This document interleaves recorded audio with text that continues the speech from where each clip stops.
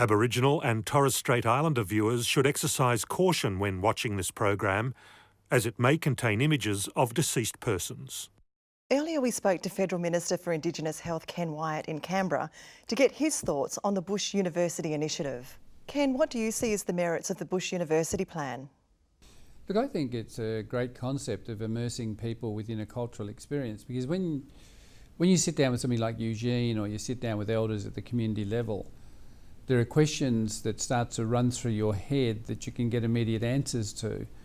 But the whole experience of how Noongar people lived, what was important to us, the stories that transmitted the history, the knowledge, the culture and the understanding are given firsthand. And people then get an understanding, and the interrelationship and the friendships that develop are very rich, and so they're lasting, and they are far superior to sitting in a class listening to someone lecture to you, because you have the opportunity of being within the environment.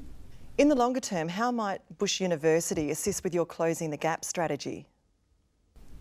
Well, one of the things I've always said in any presentations I've given to students who are in various health courses or in medicine is we take for granted that the language we speak and what we try and transmit is equally understood by the person who is receiving.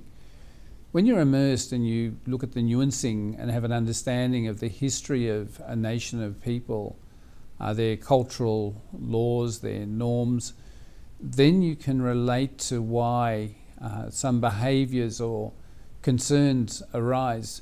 It's that whole notion of sometimes when our people say no, they mean yes, or yes, they mean no.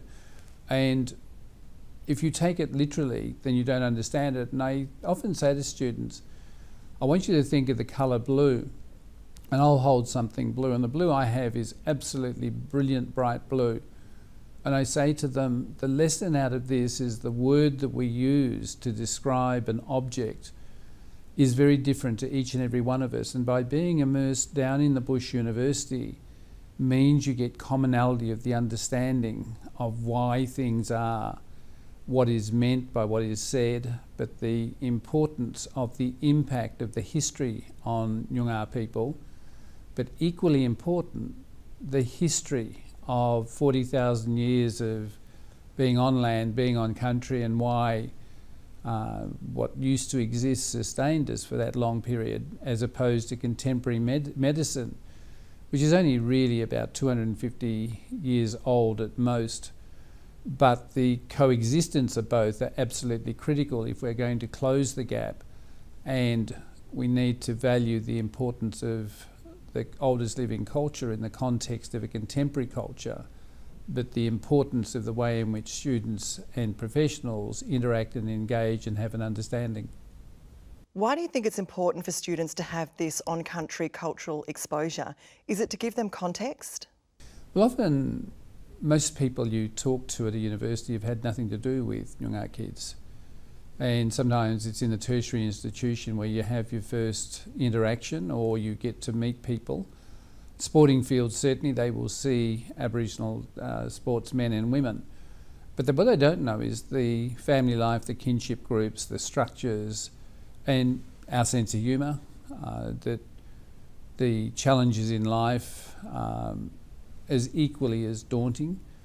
But I think the other part to this is you can form professional and personal friendships that help both of you to engage with each other, understand each other, but importantly work to common goals. And I've seen this time and time again where an Aboriginal health worker works alongside a non-Indigenous health professional, and they teach each other, and then the empathy and understanding becomes the essence of what the both of them do to improve the health outcomes of all people they look after, but particularly any Aboriginal people that come within their sphere of influence for treatment.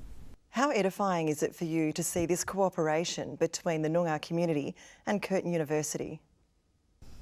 I must compliment Curtin on doing this. They always have had a leading role in a number of areas, but this one takes it to the living experience, to the opportunity to live alongside each other, to learn about country, learn about land, yet at the same time having the parallel requirements of a qualification or a degree. And I just want to say it's a great initiative, and I hope it continues to grow in strength and that more and more students are exposed to Bush University. Great idea.